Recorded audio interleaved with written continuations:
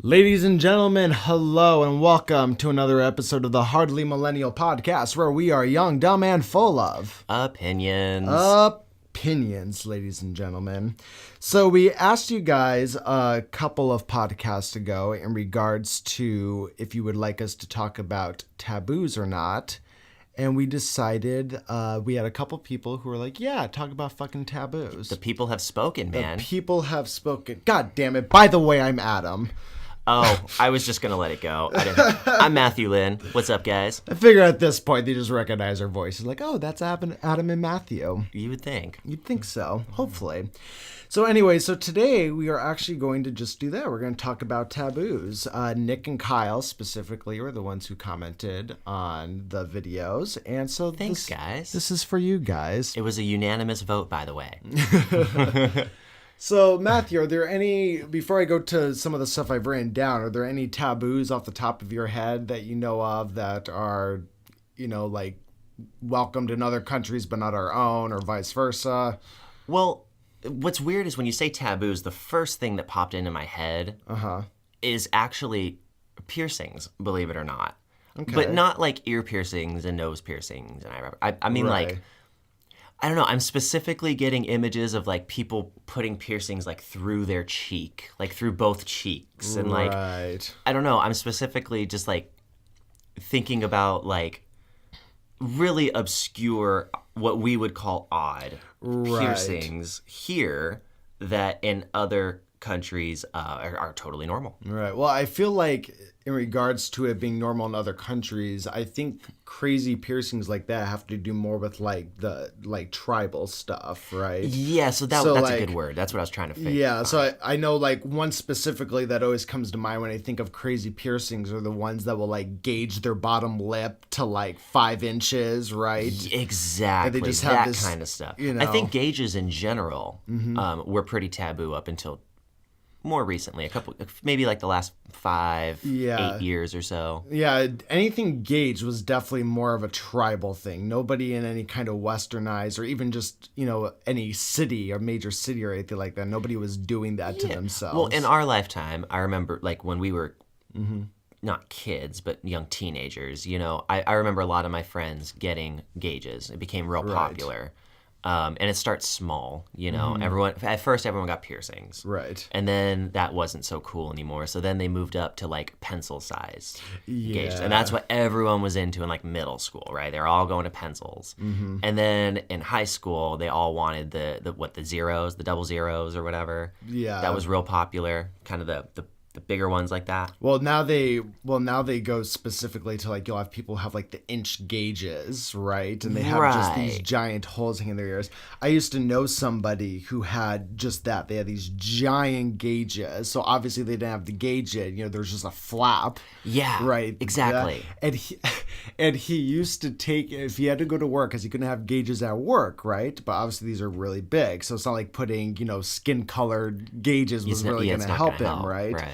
So he used to take his gauges out, and then he could take the loop and loop it around his ear. No way. Yeah. And it was actually kind of unsettling because when you would do this, his ear would actually look normal. You wouldn't even know he had gauged ears until he took this loop off of his ear and you just saw this hanging skin again. Wow. It's the weirdest thing. I certainly think that piercings in general are becoming much, much less taboo now. Oh, yeah. Now it's pretty normal. It's almost weird to not have piercings anymore. I would almost consider that piercings specifically are actually going... I don't want to say going backwards because I think everybody's always going to have piercings, but just as you said, we grew up with people slowly gauging their ear and it got bigger and bigger and bigger. Absolutely. And now that I'm older, I know a lot of people who had the giant big 1.5 inch gauges. And I know several people who have now gone to actually get them surgically fixed so that they don't have them anymore. Right. Well, that's what we try to tell teenagers. Right. You're going to regret it, and then they don't believe you. Well, that's certainly how I did. I'm not that I got the surgery, but like my ears are gauged, right? Yeah, you got gauges. But I only went up to 00 because I know. Okay, so I was right in saying 00 because your size is what everyone was. It was cool in high school. So 00 is definitely what I meant to say. 00 is definitely like the one where it's just big enough where you can tell your ears are gauged. Yeah, but it still looks pretty classy, in my opinion. But it's but I won't go above 00 because I know that if at any point I get sick of them and I take the gauges out, that my ears will close up and look like they weren't gauged at all. You know, I don't think I would ever go to like an inch or anything. That would just get annoying, wouldn't it? I would think so. I think it does. I do think it looks cool. I like the little spikes, the tapers that people use. Oh, yeah. I think those look super. I had no idea up until about a week ago, guys, legitimately, that was used to slowly increase the size of the ear. Yeah, I thought it just looked cool. Yeah, well, I think I think there were a lot of people who wore them for that purpose too. They look badass, but I like it. But that's just that's a small taboo. That's like everyone thinks of that. Yeah, but I mean, there's plenty of crazier taboos. There are definitely crazy ones, but kind of on the subject of piercings, it is interesting looking at things that were considered taboo just in America here in westernized society, you know, just 20, 40 years ago. Oh, yeah, for sure. And now, I mean, tattoos is a big one, too. Only sailors got tattoos. Yeah, I was going to say, the only people who got tattoos were, like, if you're in the military or, you know, or a Navy biker. Specifically. Yeah. Yeah. And now it's kind of strange to not have a tattoo. Yeah, everybody has at least one, right? Even old people have them now. It's like cool for everyone to get them. You'll see old ladies with the little dolphins on their shoulder. Yeah. I think it's fine. I think it's cute to art. Make your body into art, you know? Oh, yeah. You got to live with it your whole life, so you might as well enjoy it. I always wonder if things like tattoos specifically, because like piercings and stuff can always be fixed down the line, right? You can have your whole face pierced, and for the most part, my parents always let me get whatever piercings I wanted because they said, you can just take them out. Right, exactly. But I always wonder if there's ever going to be a time where tattoos are maybe considered more taboo again, or maybe not taboo, but just unpopular. So you're going to have a bunch of our generation when we're older walking around these old people with all these tattoos. I wonder if younger people are going to be like, oh, it's so weird. You know, I'm sure it's going to flip-flop back. It has to, right? I'm sure it will. But just as you said, though, there are a lot of weird taboos that are out there. Even just like slightly like cultural taboos that are just different. Well, I was just going to say a cultural one that I can think of too is, did you know in a lot of countries, I believe particularly like East, like Asian countries, it's really rude to like point your feet or your toes at people. Yeah, it's kind of like the middle finger here. It's your big toe in other places. Yeah. And I think it stems to your feet are considered by that culture to be the dirtiest part of your body, always interacting with the ground. Or you would never like eat off of someone's feet. So to point the dirtiest part of your body at someone is considered super rude. Yeah, well, and kind of along those lines also, well, two things along those lines. One about like the middle finger, like how it being the middle finger. Yeah. I was reading today that there are a lot of countries where you don't use the thumbs up. Because thumbs up in a lot of countries, Russia specifically, I was reading about, I guess thumbs up is like equates to the middle finger. How ironic. Yeah. Because here thumbs up is like, yeah, man, right. What's up? Good job. And it got me thinking too with platforms like Facebook or a lot of the social media things out there, you can like posts, and a lot of times if you like posts, it will give you the thumbs up thing. Yeah, I wonder what it is in Russia. Yeah, so I was wondering, like they had to it's like change having a middle it, right? finger. Like, why do they have a middle finger option? Yeah, that's so weird. They had to change it somehow, right? If that's considered middle finger. I never put any thought into that. Yeah, I was thinking about that because I know Facebook Messenger even has a thumbs up thing button down at the bottom that you can send to people, and you can make it bigger, smaller. Yeah, I know. The number one thing that happens to me on Messenger, little side note, is if you get a message that's too long and you have to scroll, just the act of putting your thumb on it to scroll it will make the little opinion buttons come up. Yeah. And then when you let your thumb off, at least the way my phone is set up, I always hit the thumbs down. Yeah. It just happens, and everyone thinks I'm dissing them, but I'm not. It's a pain in the ass, dude. If you ever get a thumbs down from me, guys, I didn't mean it. But yeah, dude, there's a lot of weird things like that. And going, the second thing along those lines, too, in regards to like pointing your feet at people, just things you don't do. I know specifically in Japan, when you're speaking to an elder or somebody, like if you're in a classroom and your teacher's talking to you or referring to you, you're not supposed to really make eye contact. It's disrespectful. You keep your head down.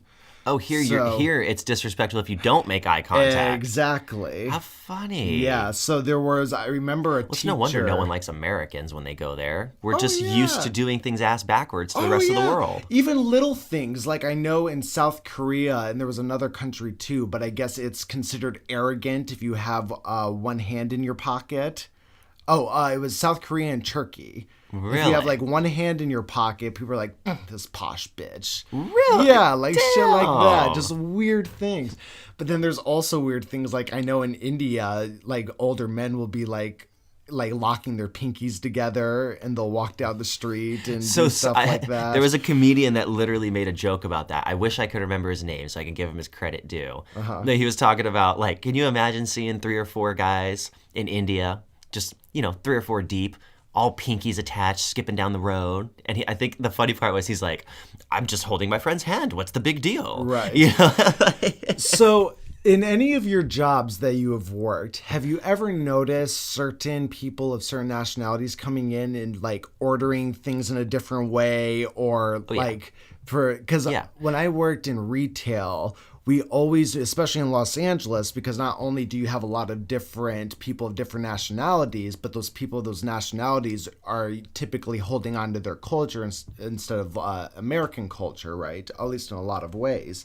So one thing we always knew when I used to work in a shoe store was like if you had a Korean or really just like in any kind of Asian family, with the exception of Japanese. Okay. But if you had a lot of Asian families that come in, they wanted to try on shoes, they all did the same thing where they would just take the display shoe, they would just drop it on the ground, not sit down, they just drop it on the ground, try it on, like, oh, this doesn't work. Then they'd walk to the next shoe. They pick it up and they drop it. Oh, no, they wouldn't put it back. Then they just walk out of the store when they're done. You know what I've noticed that I don't know which particular Asian it is, but one of the Asian groups is they cross the street pretty willy-nilly too. They will just cross the fucking street wherever they need to go. Traffic coming, traffic not, cross what they don't care. They'll just cross the street. I think that's South Korea. Well, let me tell you what. In this country, you technically have the right of way. So I have to stop for you. And when it's in the middle of a main boulevard and I'm going 45 miles an hour, it's dangerous. Okay, stop it. If you're one of those people who just walks in the middle of the street whenever they want, stop because you're freaking the drivers out. I had a coworker at a previous job who did one of those summer things where he went to like South Korea to teach English. Right, so he lived in South Korea for a summer, and he was talking about in regards to like jaywalking and just the difference in the roads and things, and he was talking about how there were drivers that would literally, like, if they're trying to get around something, they'd have no problem like driving up on the sidewalk, and and pedestrians would just have to be like, oh, well, a car's doing this now, better move out of the way, you know? Yeah, in other countries, the rules are off when it comes to driving. Yeah. You just do whatever you need to do to get there. Yeah, it's so weird, some of them, but I mean, it's just different. They think we're weird. Oh, yeah, of course. So, that's some entry-level taboo stuff. Right. That's all right, whatever. We got there. Let's talk about some real taboo shit. Okay? So what do you think about... I've recently realized that there's actually a group of people who practice consuming human blood. They think they're vampires. Yeah. So I always thought vampires were just in the stories, and they came from, there's really like Transylvania or whatever, or maybe not Transylvania. Romania. Well, there's really like a far Eastern European country. I'm sure someone in the comments will tell us which one it is. And there really was a dude who they like modeled Dracula off of. Vlad the Impaler. There you go. So I always thought that just stopped there. I was like, okay, they're like zombies, whatever. They're just a scary thing. So no, there's really a group of people who practice, like, they file their teeth into points, and it's usually very sexually oriented, and they don't kill each other, right? But they really will, like, cut each other and lick the blood. What do you think about that, Adam? So there's actually like spectrums as far as this is concerned. There's right? vampiric spectrums? Yes. Oh, my. So you do have the people out there who, usually you'll recognize them. They'll be dressed in little like goth-like, right? And they'll do the teeth filing, and there's even special underground bars where they can go and, quote-unquote drink blood. Whether or not that's what they're actually doing, I don't know. But then there are others, and this was on a docuseries I was watching of this guy who literally found, a group of these people who consider themselves vampires and how they work. Mm-hmm. And it was very like... I don't know. It was weird. There weren't any. At least the people were very reassured. It was like, we don't do like blood orgies or anything like that. And he asked if I could see what do you guys do? Because you guys actually do drink blood. And they're like, oh yeah, we drink blood. And this older gentleman who considered himself a vampire looked like a regular average Joe, right? Right. And there was this gentleman, part of this culture also, who's like with these group of people. And they would go in the bathroom. The guy would disinfect this other guy's skin, and then he would just make these little slits enough for a little bit of blood to come out. And then he would squeeze the skin to get more blood to come out. And you'd go there and you'd just take little sips, and then do it again and wipe it off and take little sips. Like it was a whole fucking medical thing. It looked like. But very clean, no one's getting tortured or hurt or anything. Right. And they were even saying we still eat regular food and enjoy, all of that stuff. But they said the blood gives them energy, or it makes them feel, it's like caffeine to them almost. If they don't get it, they start to feel very I hope it's a very sluggish. Tight-knit group of friends who have to get blood tests before they get into this group. Well, and I think that's a good way to spread disease. Well, and I think it is something that's very they looked at it they were one of those people who look at the goth process. Yeah, right. These were people who looked at the goth people who do that kind of stuff and were like, no, that's not real vampire. What we do is real vampire. So it's just, and it's just weird stuff. But it's very strange. I don't see myself ever partaking in any kind of situation like that. Well, and I always wonder how one gets to that point, right? So you have to assume that these people were outcasts in their own society, right? So I don't know. Vampires are usually classy, good-looking people. Oh, not the ones I've seen in No? these. No. Not like the one I was telling you about. He looked like an average Joe, but he was a fatter guy with long straggly hair, and yeah. Okay, so I would assume they're probably a little bit socially awkward. Right. Right? I would think so. Mm-hmm. I feel like usually a friend gets you into it. Right. I feel like you're not really born someone who's I'm going to drink blood one day. Right. Okay, there's a few of them. That's probably who started it. Mm-hmm. But most of the people in it, if you met a girl and she was really pretty, you really liked her a lot, okay, and everything was great. But she's twice a month, I like to go to these meetings. Right. I just lick a little bit of blood. Right. Right? Uh-huh. And then whatever. I'm a salesman and an agent, and I make 6 figures a year. I'll clean up after you. I'll make you food every night. But just come with me to these meetings just twice. You don't even have to do anything. You just watch. Just sit in the car. Right. Would you do it? Fuck yeah, I would. Fuck yeah, you would? Oh yeah, dude. That's how it starts. That's how it starts. That's how it starts. But I just look at it as there's a fucking story I get to tell, later on. So I was with this girl. I went to a vampire meeting and watched a bunch of them drink each other's blood. It was pretty interesting. So I'm going to tell you, my friend, for most of us, that's a red flag. That's a red flag. Yeah. Apparently, you're one of the people who would probably become a vampire. Yeah, maybe I would. We'll just see. We'll see what happens. But no, would I go to would I drink blood? Absolutely not. But when I go to the first meeting. You don't just go the first day and drink blood out of them. Come on. Got to work your way up to it. They would even allow you to drink the blood the first meeting. But no, dude, morbid curiosity. I would totally go to one of those meetings. Absolutely. See what the fuck that shit's all about. I think when people do stuff like that... I don't think I would. You don't think you would? I don't think I would. No? I don't think I would. I just... Even if you didn't have to drink any blood, it was just solely go there and observe? I wouldn't want to open up that can of worms. Okay, I'm a curious soul. Right. And I just know that I'm going to think it's super cool. Oh, so you and I'm think gonna you'd think partake. It's badass. Dude, I'd be a vampire. Fuck yeah, I'd be a vampire. It's badass. But I know that, like, I'm not wealthy enough. I need to be independently wealthy before I decide to dedicate my life to being a vampire. Right. Okay, so I'm just not at that stage yet. I don't think I would partake yet. It's interesting, man, that those people exist. And what's more interesting is a lot of those people have, they have regular jobs. Like, their job is being a vampire. There might be someone at your job. I was just gonna say, it could be your next door neighbor for all you know, who partakes in those kind of stuff.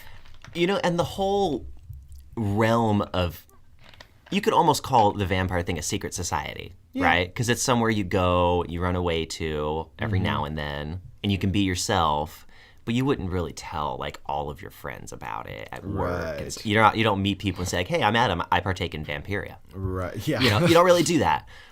And I feel like there's a lot of secret organizations like that. Oh, yeah. Who, anywhere from, everyone knows about, like, the KKK. Right. All right. So you can go there, but you don't tell people you're part of it. It's kind of naughty. Right. But then there's also ones who don't partake in hatred or anything, but like the Freemasons, or the Knights Templar kind of thing, or you know what I mean, where that's more of just wealthy people or influential people who all get together. You recently introduced me to one that was called what was it, that where all the influential, like, senators and stuff go to? Oh, the Bohemian Grove. Bohemian Grove. Yeah. There you go. So it's not just in the past people used to do that. There's still a lot of these secret societies today. Oh, yeah. Well, everything that you can describe is like a lot of cult mentality, right? There are a lot of... It can be, but when I think of cult, I immediately think negative. I immediately think someone's getting hurt. Right. Whether it's physically or mentally. Someone's getting, like, attacked in a cult. Right. Well, but you could argue that happening in the KKK, or there's even absolutely. There's even things like Bohemian Grove.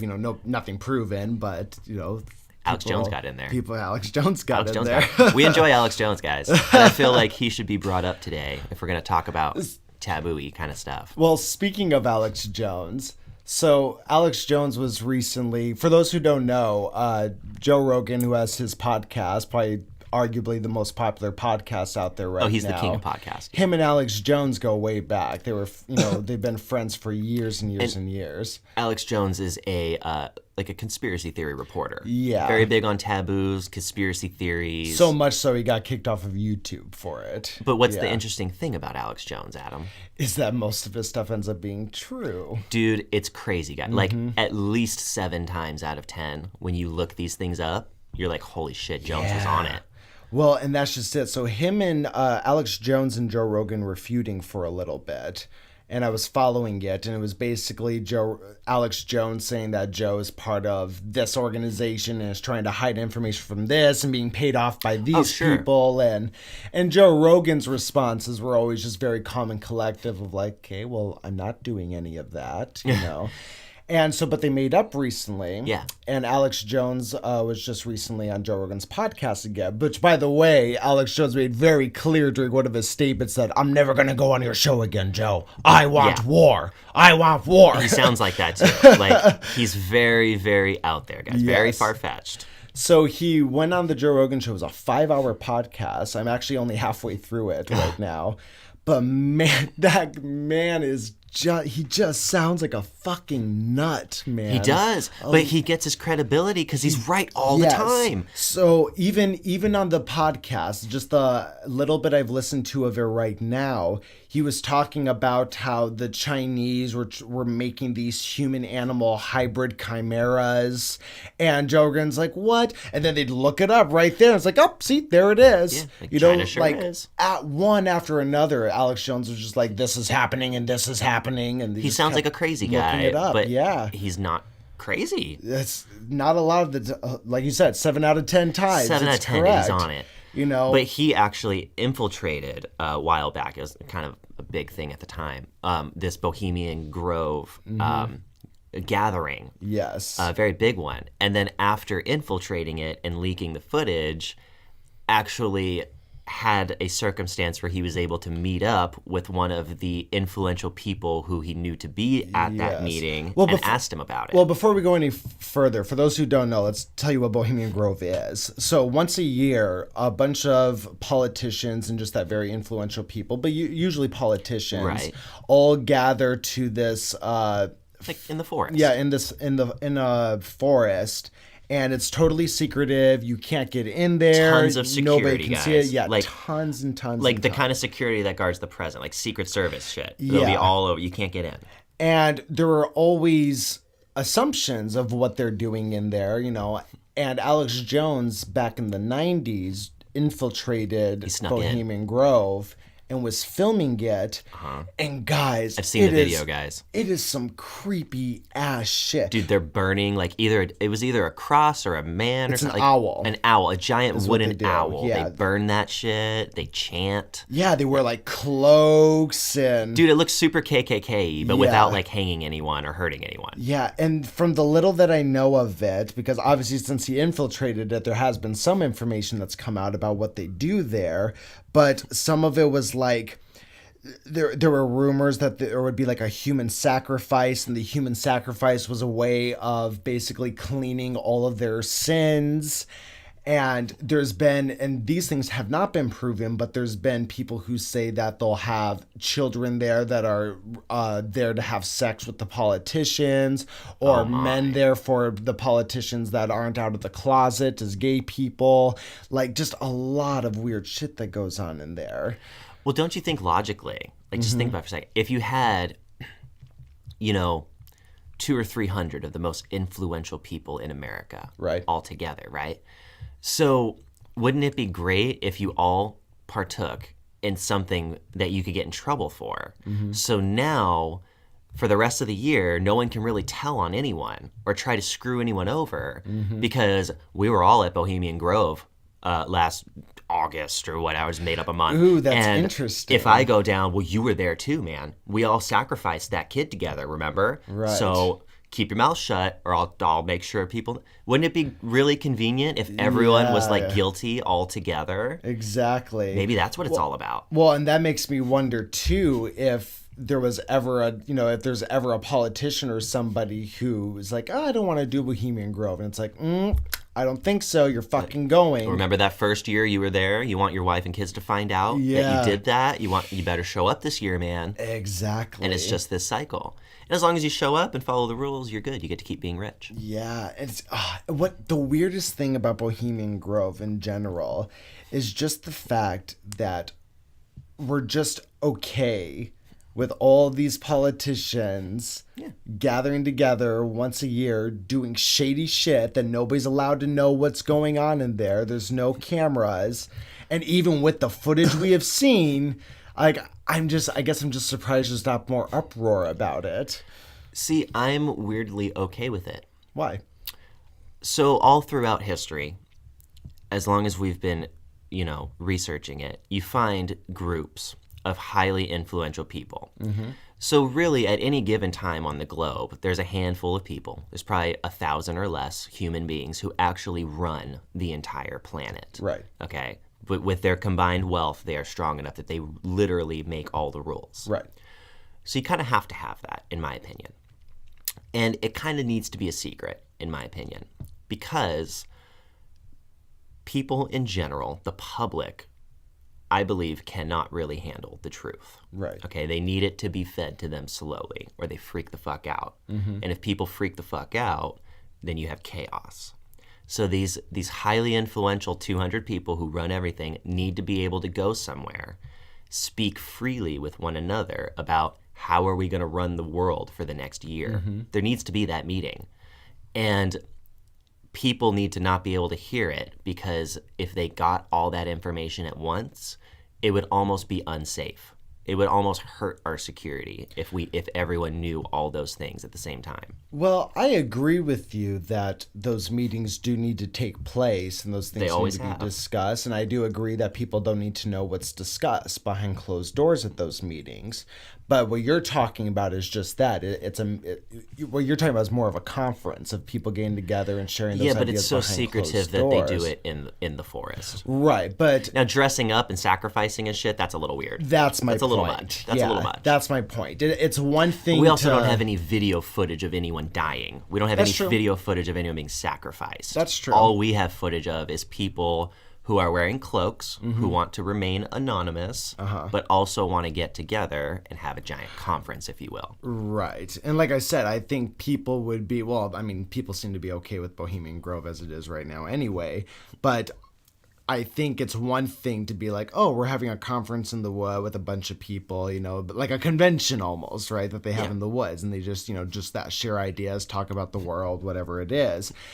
But when you're putting in these like ritualistic things that they do in it now that's when the question is like, okay, well, what are you really doing? If you guys are just talking and everything, that's cool, but what's really going on? See, but you can't know, because if you knew, it would ruin the whole point of having it. What if there's like some crazy like underworld god that runs everything, and in order to keep them satisfied, they have to get together and sacrifice something to it once a year?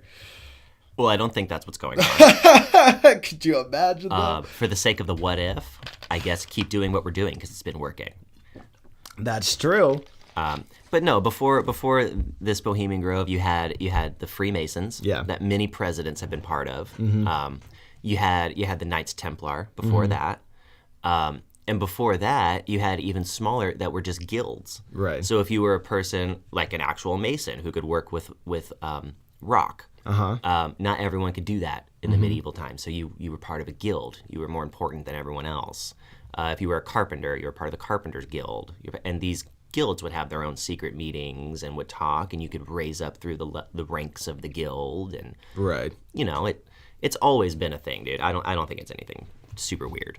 Yeah. I mean, maybe not, I don't know. It's one of those things that maybe not super weird in the sense of these things happen, but I don't know. I just feel like when you see the kind of footage that we saw that Alex Jones got, that was weird. It just, like I said, it just surprises me that there weren't more people like, okay, well, we need to know more about this now. Well, and if it was all innocent and whatnot. So Alex Jones actually, a while later, after recording this, got a chance to meet up with a senator, someone highly influential, who was known to be at one of these meetings. And he asked him some questions about it. And the influential person gave some typical answers, not realizing that who he was talking to was Alex Jones, the guy who was in there. So then Alex sprung it on him, kind of trapped him almost in front of camera and said, well, I was there. I saw this and this. What do you think about that? And all of a sudden, it all clicked to the senator, and he stopped talking to the guy. Yeah. He stopped talking, and he walked away and said, you're despicable. Yeah. So if it was all innocent, okay, why wouldn't you just talk about it? Exactly. Why wouldn't you just talk? So apparently something happened there that you don't want people to know about because you're afraid of getting in trouble. Right, exactly. And that's my point. That's where the taboo comes in. Yeah, and that's exactly my point of given that information. And like I said, just when you have the video footage and then you have the footage of Alex Jones interviewing this politician and getting the kind of answers that he did.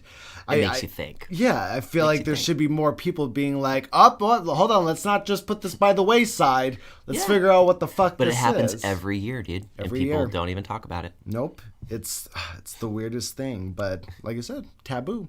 I'm sure there's a lot of worse things going on in other countries. There's a lot of crazy taboos, man. Yeah. Some of them I don't even know.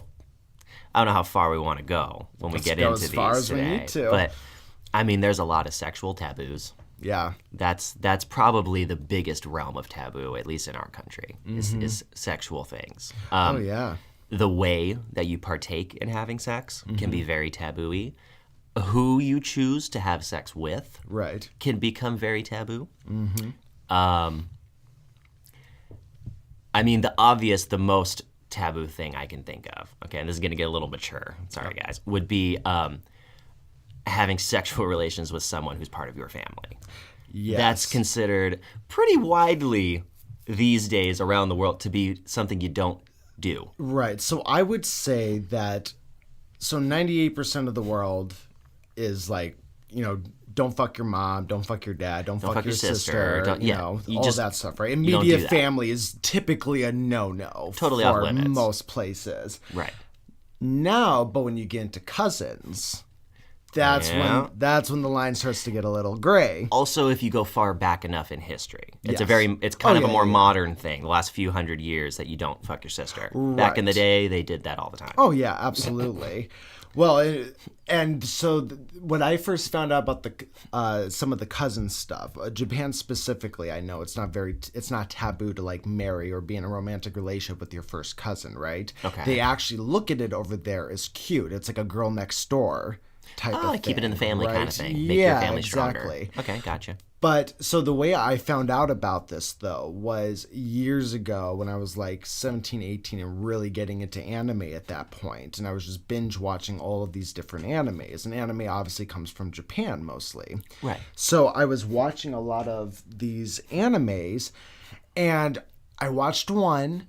And there was a girl who, her cousin, a boy, was the main character. Uh-huh. And, they do a lot of inner thoughts in animes. Yes. And she was like having this huge crush on her cousin. And so I was like, okay, well, that's a little weird, but whatever. It's like anime, okay. And then all of a sudden I'd watch another anime and I'd see that also. And I'm like, okay, what the fuck's going on with here? This? Yeah. Well, and animes, Japanese culture and animes are notoriously very over-sexualized to begin with. Yes. Whether it's a cousin or not. Right.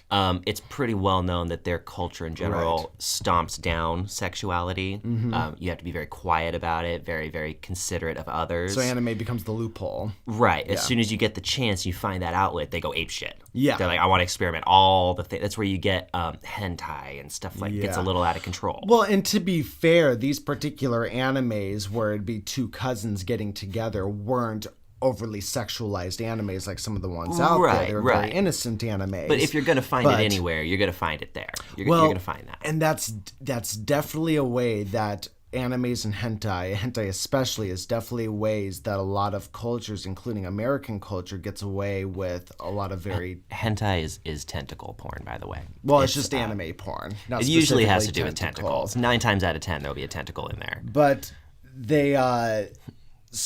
So hentai acts as a loophole for a lot of these people who have these certain kinks to get away with being able to indulge in those kinks, right? Right. So animated porn. Right. Well, so it's not real. So one specifically is child porn. Oh. There's a lot of hentai out there where it's young kids. Sometimes it's young girls. Sometimes it's young boys.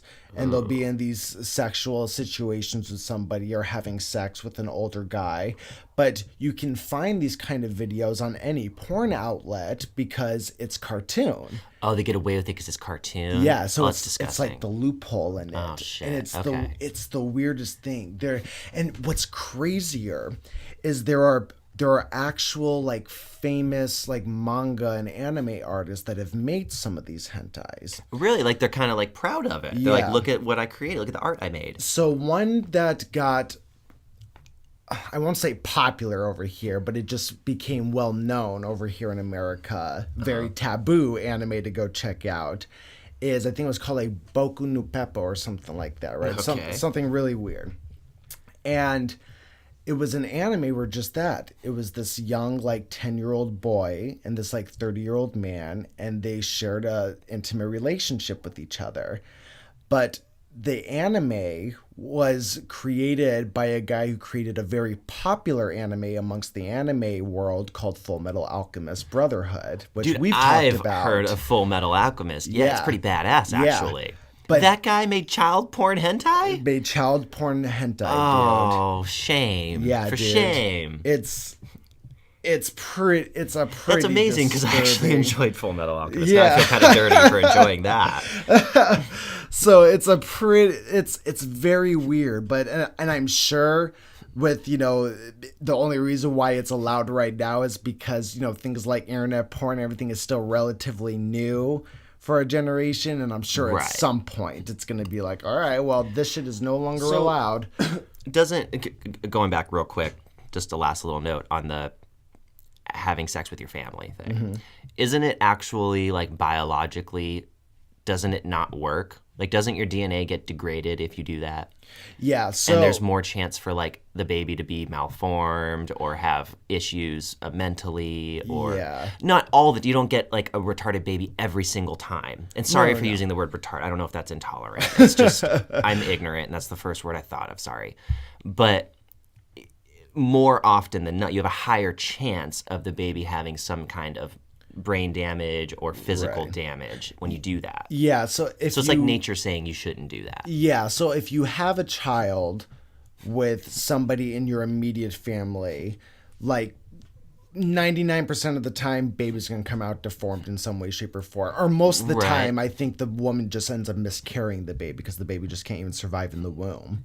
Now, first cousins, there is still a chance of that happening, but the chances are just much lower. So that's the closest step you can get to where it starts to, the odds aren't as bad anymore. Yes. So that's actually why in America it's okay to, it's looked at as weird, but it's much more acceptable here to like, oh, you can marry your second cousin, or you can have a child with your second cousin.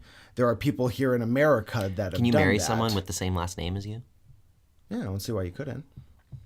You would just carry the same last name? Yeah. You can marry your cousin?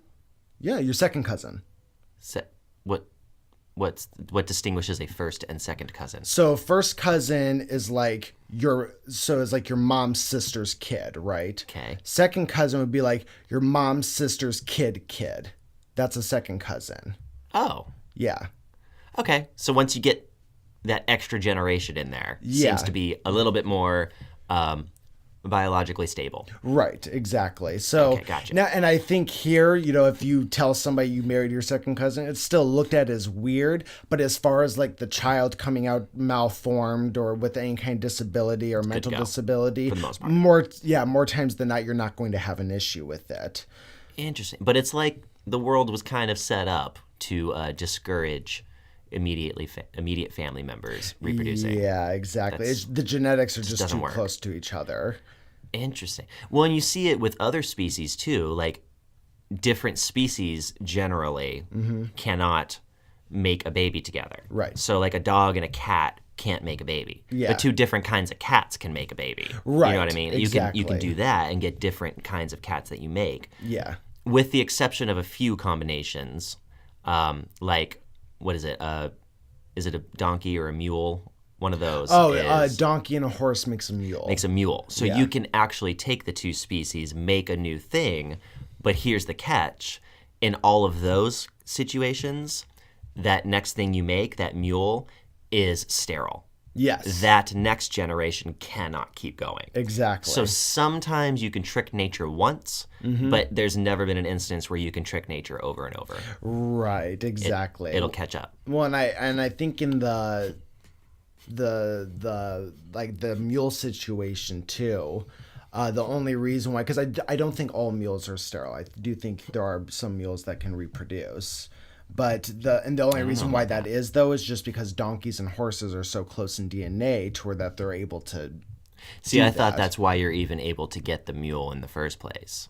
Because they're close enough in DNA, they can make the baby. Right. But, because otherwise, like, a dog and a cat, in theory, could have sex with each other. Right. And they could go all the way, the dog could come inside the cat. Right. But it's never going to fertilize the egg inside that cat. Right. It's never going to... Well, and when I say close in DNA, because they are still separate species, and that's why they're able to create, another species that is not, maldeformed. Right. Whereas, like, when it comes to family members, you can look at it as like, a magnet, right? If you have two positive magnet sides, they're going to oppose each other. They're not going to be able to mix.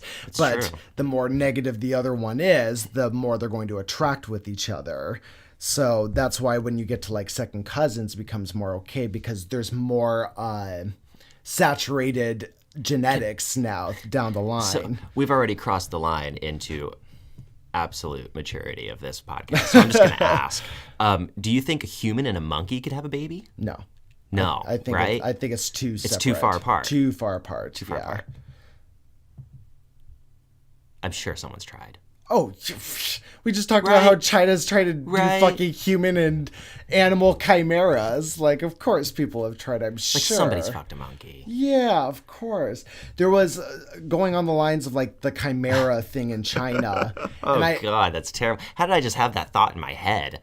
Oh, Jesus. I'm sure you're not the first one. But so ashamed. But I know going with, like, the chimera stuff that's happened in China before, and I haven't done extensive research on this. What's a chimera? Chimera is just, like, two animals, like, mixed together. So, like, if you do if you try... like, technically... Like a hybrid kind of thing. Yeah, so technically, like, a liger or a mule could be considered, like, a chimera. Okay. The most popular ones are the ones from, like, Greek mythology, the, like, you know, the animal that had, like, the eagle's head and the lion's body and, like, 3 snakes as a tail. Okay. Or, like, the minotaurs. Yeah. Which are, like, half horse, half human. Exactly. Kind of thing. So those are chimeras. And I do know that... on this podcast, the Alex Jones and Joe Rogan podcast, they were talking about how they've tried to create, you know, these embryos, you know, in test tubes and stuff, and they can never get the embryos to go past a certain stage because... Right. Nature's delete. Yeah, exactly. Nature's like, no, I don't think so. We're not going to do this. It's true. Otherwise, you'd have all kinds of crazy shit running around, dude. It'd be madhouse. Oh, yeah. It'd be fucking crazy. But I do know what they do try to do and what I know America has tried to do before. And I think this is just considered less taboo because it doesn't really, like, hurt any of the animals or anything. But what they'll do is they'll try to mix just a little bit of human DNA with, like, pig. Just a little DNA, right? Just a little. What if we just sprinkle some on top? Just sprinkle a little bit. Well, and the reason why they do that is to make it, because we know that there's a lot of like pig skin is very closely similar to pigs human in general. skin. Like when Mythbusters and stuff want to test something about human anatomy, they'll use pig. Yeah, exactly. Like their stomach is close to our stomach, their heart is close to our heart. They have similar organs. So what they'll do is they'll put a little bit of human DNA into these like piglet embryos, and then as the pig doesn't look deformed or anything, it looks like a pig.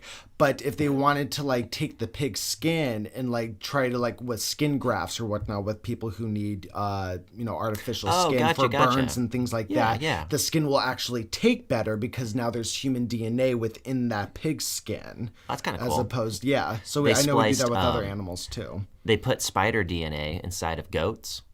I heard about that. And it wasn't to make a half and half creature. It was it had nothing to do with that. It was just enough of the DNA of the part of the spider that tells it to make silk. Yeah. So they can actually put that specific piece of DNA into goats, and when the goats are milked, they actually have that proteiny substance that is that silk that comes to the top. It's like a foam on top of the milk. Yeah. And they can like screen it off the top and dry it, and they can make spider silk from goat milk. Yeah. And it's not a theory. They're literally doing this. I've heard about that. And it's fantastic because spider silk is stronger than steel, like ounce for ounce or whatever. Crazy shit it's better than Kevlar and shit like that. So now they can mass produce it. You would have had to have like 1 million spiders to make the same amount that one goat can fucking make. Well, and it makes me wonder, based off of just those couple things we talked about that aren't really taboo as far as mixing DNA with humans. That's considered science. Science, exactly. It's okay if science is doing it. So that's what makes me wonder if there are a lot of things out there that are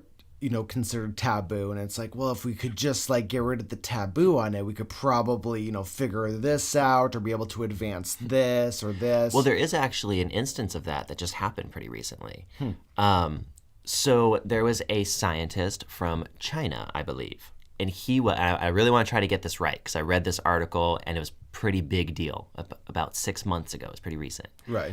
So he was working on genetic engineering. So being able to change people's DNA before they are born. So I think you told me about this. I did tell you about this. This was a big deal. Yeah. So this guy was working with twins. And he was able to take a set of twin embryi, whatever, and he was able to basically make them immune to like, let's say smallpox or one of those kind of things, okay? Something that already has a vaccine to it, but he was able to like embed into the DNA that they would never be able to catch this. Right. Okay? Now, on paper, it was sound. It was a sound theory. Scientists all over the world agreed. it was a sound theory. It was so sound that they actually built the machine that it would be needed to do this. Right. Once they built that machine, there was a consensus around the world that we had made something that was too powerful for us to control. Right. So we all decided around the world, the whole scientific community said, just because you can do something doesn't mean you should. And we're all going to agree we are never going to use this machine. We're not going to actually splice genes yet until right. we get really, really good at it on paper, and then we'll try it out. Right. So like 6 months ago, this fucking Chinese guy, scientist, was like, fuck that, I'm doing it.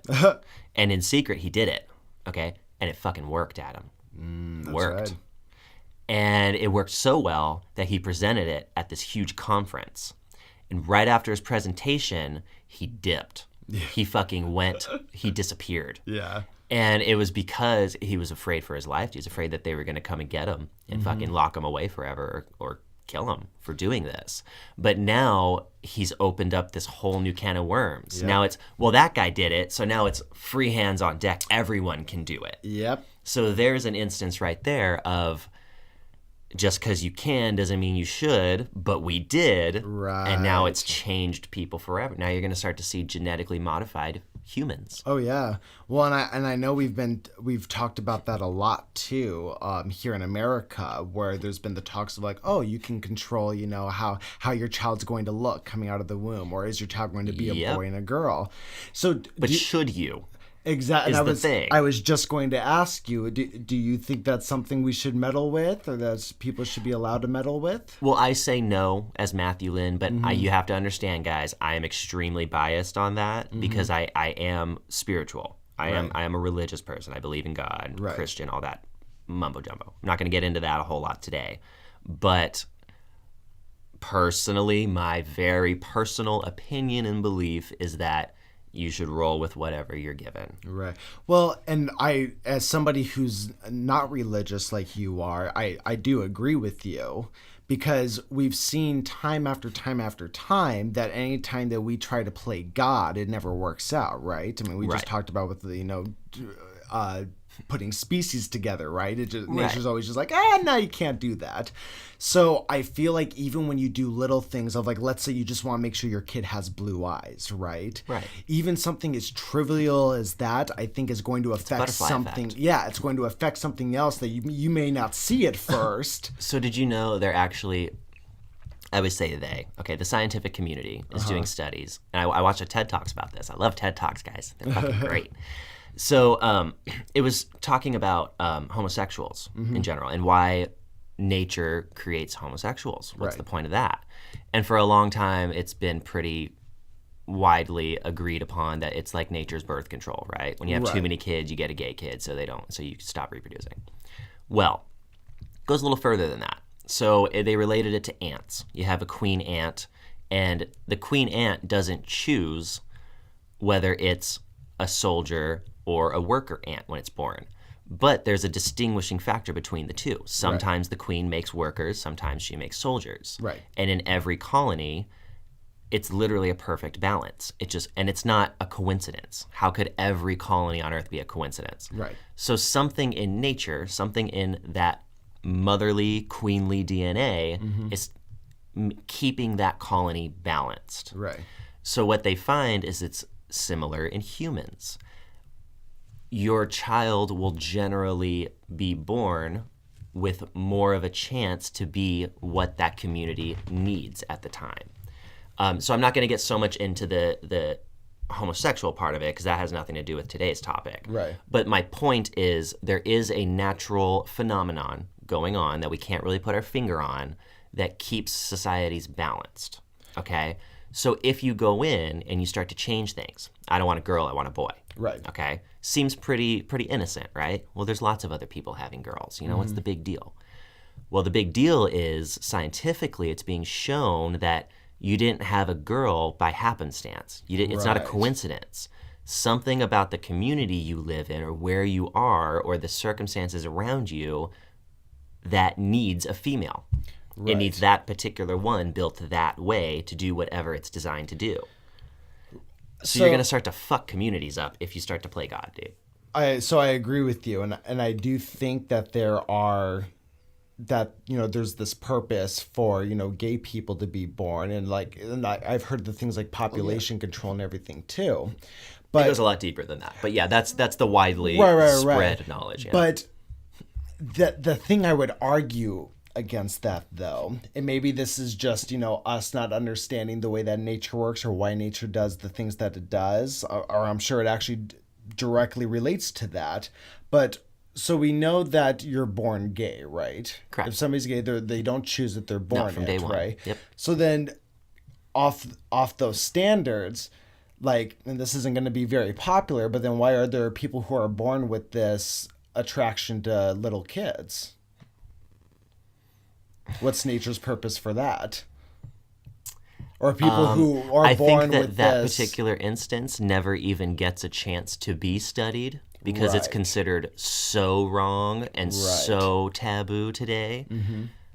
I would venture to say, as someone, it's going to sound pretty bad, but I would venture to say that if you did legitimate studies into it, okay, if you were given that opportunity to do that, I bet that you would find some kind of scientific evidence to why that person needed to be in that community. Right. And that was hard for me to say in words, okay, because I don't believe that anyone ever needs to subjugate children. I think that's terrible. Right. But it's been happening through all of history. Mm-hmm. It's not a phenomenon that just started. Right. Since people have been around, they've been doing this to kids. Mm-hmm. I don't think it's a natural accident, is all I'm saying. Right. I think that if you looked into it, there probably would be some kind of obscure purpose for it. I mean, going into maybe a less taboo topic along those same lines too, it's people who are born with this, this need to kill, right? Serial killers and things. Because I don't believe that one just becomes, I should say most people don't grow up and just decide I'm going to be a serial killer. You usually. So I disagree. I think that we're all serial killers. I think that every single person is born with that, and we all think about it. But I think 99.9% of us don't engage with that part of ourselves. Really? Yeah. I think that every single one of us as humans, we all have the capacity to be a serial killer. I think I'm going to have to disagree with you on that one. Interesting. Because what we've seen so there's a commonality amongst a lot of the, the mainstream serial killers that we know of. So like John Wayne Gacy, Jeffrey Dahmer, Ted Bundy, right? Yeah. When we look into all of their past and what they did, a lot of them as children, and remember, these are kids who had parents who were saying, don't kill, don't steal, don't be mean to people, right? They had regular parents just like anybody else did. But they had these tendencies to find small animals and kill them. They had to, and it starts with, they tickled the itch lightly at first.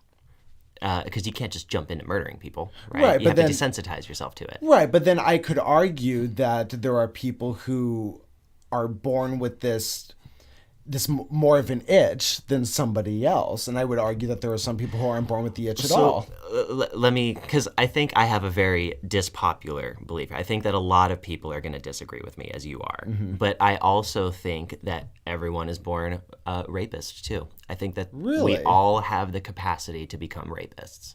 We all have the capacity to become murderers. We all have the capacity to be liars, to be scheme artists, But I think that most of us, for whatever reason, whether it's social guilt or just you are an inherently good person, you choose not to partake in that part of your thought process. So then we've all thought about killing a coworker who pissed us off, right? We've all had the thought of fucking, there's a beautiful woman there, man. That's the sexual fantasies. You know what I mean? But as long as they're in your head, they're okay. So you believe that essentially you believe that everybody is born inherently bad and you have to train yourself to be good. No, actually quite the opposite. I think everyone is born inherently good, and that is why they choose not to partake in the bad part. Because I personally, I don't think I've ever had thoughts about killing somebody. Now, I have had thoughts about hurting somebody, beating somebody up, doing stuff like that. And if you were to partake in those thoughts, right, there's a very good chance they could build into more hurting and more hurt, which would eventually lead to the life ending. Right. Once you do that once, now you've done that, now you know you're capable of it, it builds. So you think once somebody passes that threshold where they actually do it, Absolutely. It creates just this addiction where they just... Absolutely. I think even to the point of the military, legitimate killing, where it needs to be done. It's not considered murdering. I think people get addicted to that too. That's why you see people who go back for 12, 15 tours in a row when they don't need to. Right. Some people call it adrenaline junkies. I don't think it has anything to do with it. Right. I think they've scratched that primordial itch, and now there's no going back, dude. You're addicted to it. How strange. So with that theory then, why do you think just as a species we would be born with just having these thoughts or tendencies or these itches to scratch? Why would we be born with the capability to become addicted to heroin when there's no actual health reason why you would ever need to be addicted to heroin? It's very easy to become it. Mm-hmm. Most of us choose not to partake in that part of our thought process. Right. I've thought about doing heroin before, but I choose consciously. I say, no, I'm never going to do heroin. Right. But we're all capable of becoming heroin addicts. Gotcha. Absolutely. I don't think anyone is born any differently. Mm-hmm. Now, I do think that different parts of your brain can fire off. Right. So the same way you can have a math prodigy. We've talked about this on the podcast before. Yeah. The math part of your brain can leak into like the heart beating part of your brain. Right. And it can make doing math a subconscious process, you know. I think that can happen too. Maybe the murdering part of your brain can leak into the breathing part, and now it's a subconscious thing. Now you can't help but think about it all the time. Right. So I think you can be wired differently, but the same areas of the brain exist in every person. Absolutely. True. Interesting. I mean, I don't think anyone's born day one a monster. I really don't. Right. Well, and I don't necessarily think so either, but it's just, I don't know. It's an interesting food for thought in regards to just, can one really be blamed for how they're just born? You know what I mean? Like I said, I fully 100% accept that most people are going to adamantly disagree with me. Right. Okay. And I get it. Come at me. Come at me in the comments. And I will have a very legitimate, calm conversation with y'all. I'll comment back and I'll justify myself because I don't think I'm a bad person, but I do believe those things. Right, well, and I don't think you're a bad person. Let me know what you think, guys. I do think it all comes down to choices, just as you said. And I think, if people have those tendencies, you do have the option to be like, oh, I'm not going to do that today. You know what I mean? Absolutely. But anyways, on that note, we have reached our time. Dude, that went fast. That did go by fast. Again, didn't reach all the topics, but we never do. So we never do. We'll do it again. Well, Nick and Kyle, you both specifically asked us to talk about taboos, so I hope this was up to your standards. Let us know in the comments what you thought of it, or if there's something you'd like us to touch on more, or any young and dumb opinions that you may have about it. Yeah, let us know what you think about people being evil. Yeah, there you go. We had some pretty strong opinions on that. Let us know your opinions on it. Yeah, let us know. All right, guys, thank you so much for listening today. Always appreciate our listeners. Remember, you can check us out on all the social media platforms. We still have our GoFundMe. Just type in gofundme.com/heartedlymillennial. And thank you so much for listening, guys. And remember to like, comment, subscribe, and share. Share the fuck out of these things. Share it to your friends, your family, your first cousins, your second cousins. Just don't marry them. Just don't marry them. Not here, not in America. Love you guys. We'll see you tomorrow. Bye-bye.